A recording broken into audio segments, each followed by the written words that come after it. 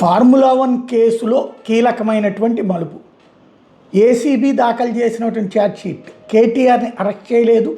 కేటీఆర్కి సంబంధించినటువంటి అంశంలో అలా జరుగుతుంది ఇలా జరుగుతుంది అన్న ప్రచారాలను తోసిపుచ్చు ప్రతీకార రాజకీయం అయితే ఉంది, కానీ వ్యక్తిగతంగా హింసించే ధోరణి అయితే అవలంబించలేదు రేవంత్ రెడ్డి. వాళ్ళు పెట్టే కేసులన్నీ రాజకీయమే, నో డౌట్. అది ఇంతకుముందు పెట్టినా ఇప్పుడు పెట్టినా అయ్యే జరుగుతుంటాయి. అయితే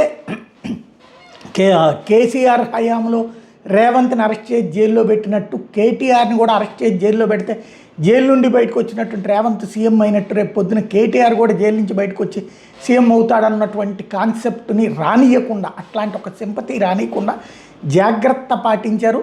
ఛార్జ్షీట్ ఏసీబీ కోర్టులో పెడితే ఏసీబీ కోర్టు యాక్సెప్ట్ చేసింది. ఇప్పుడు అరవింద్ కుమారు, కేటీఆర్ వీళ్ళకి నోటీసులు ఇచ్చారు.